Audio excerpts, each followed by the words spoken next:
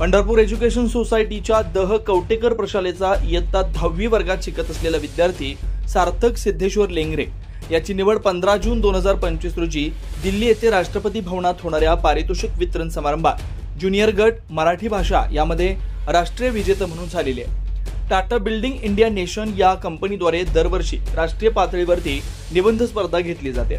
देशभरातील विद्यार्थी या स्पर्धेत सहभागी होतात। या स्पर्धेत उत्कृष्ट ठरलेल्या शोधनिबंधास राष्ट्रपती महोदय यांच्या शुभ हस्ते पारितोषिक देऊन गौरवण्यात येतं। या स्पर्धेच्या निवडीचे 3 राऊंड असतात। स्पर्धेत निवड झालेल्या विद्यार्थ्याची सीबीआय मार्फत गुप्त चौकशी केली जाते व त्यानंतरच अंतिम निवड केली जाते। या स्पर्धेत सार्थक लेंगरे यांनी घनकचऱ्याचे प्रभावी व्यवस्थापन हा शोध निबंध सादर केला होता।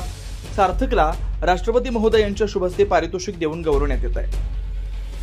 सार्थक लेंगरे हा दह कवटेकर प्रशालेचा गुणवंत विद्यार्थी असून यापूर्वी त्याने शिष्यवृत्ती परीक्षेत राज्यस्तरीय यश संपादन केले आहे। तसेच दह कवटेकर भूषण पुरस्कार, विविध निबंध स्पर्धा, वक्तृत्व स्पर्धा, चित्रकला परीक्षा, प्रज्ञाशोध परीक्षा व नुकतीच झालेल्या डॉक्टर होमी भाभा बालवैज्ञानिक परीक्षा यात धवल यश प्राप्त केलं। या विद्यार्थ्यास मार्गदर्शन प्रशालेचे ज्येष्ठ शिक्षक श्री समीर दिवानसर यांनी केलं।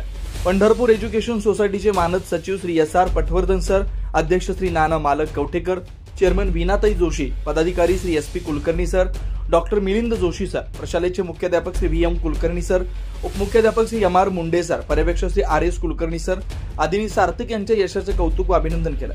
मुख्याध्यापक श्री व्ही.एम. कुलकर्णी सर यांनी सार्थक याचा सत्कार केला।